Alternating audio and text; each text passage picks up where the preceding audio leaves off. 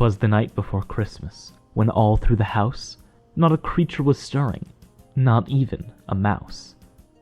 The stockings were hung by the chimney with care, in hopes that St. Nicholas soon would be there.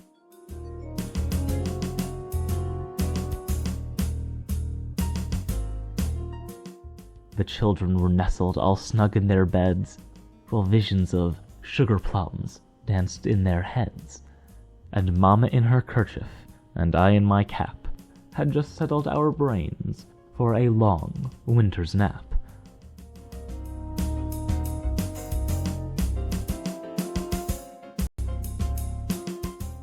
When out on the lawn, there arose such a clatter, I sprang from the bed to see what was the matter. Away to the window I flew like a flash, tore open the shutters, and threw up the sash.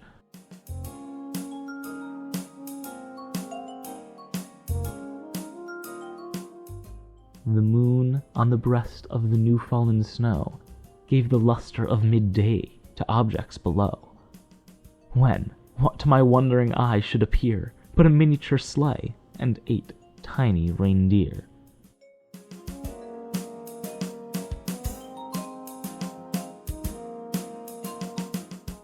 With a little old driver, so lively and quick, I knew in a moment it must be Saint Nick. More rapid than eagles his coursers they came, and he whistled and shouted and called them by name.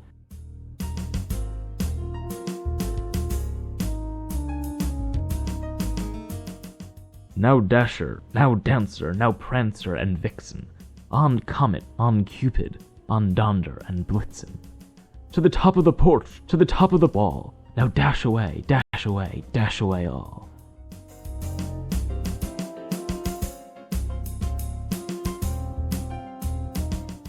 As dry leaves that before the wild hurricane fly, when they meet with an obstacle mount to the sky, so up to the housetop the coursers they flew, with a sleigh full of toys, and St. Nicholas too.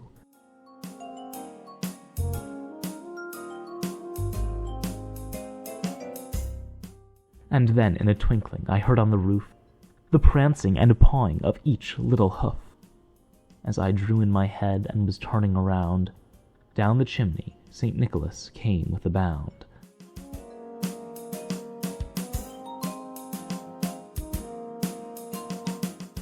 He was dressed in all fur, from his head to his foot, and his clothes were all tarnished with ashes and soot. A bundle of toys he had flung on his back, and he looked like a peddler just opening his sack.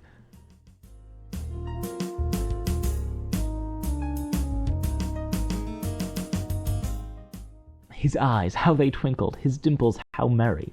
His cheeks were like roses, his nose like a cherry.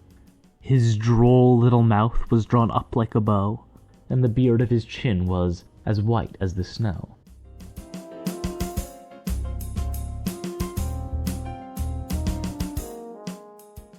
The stump of a pipe he held tight in his teeth, and the smoke it encircled his head like a wreath. He had a broad face and a little round belly, that shook when he laughed like a bowl full of jelly.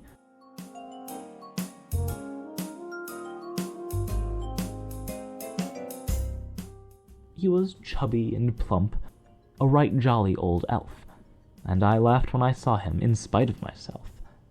A wink of his eye and a twist of his head soon gave me to know I had nothing to dread.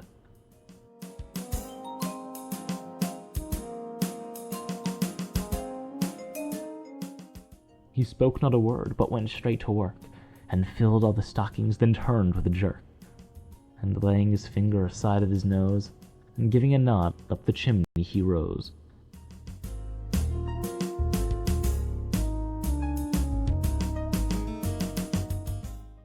He sprang to his sleigh, to his team gave a whistle, and away they all flew, like the down of a thistle.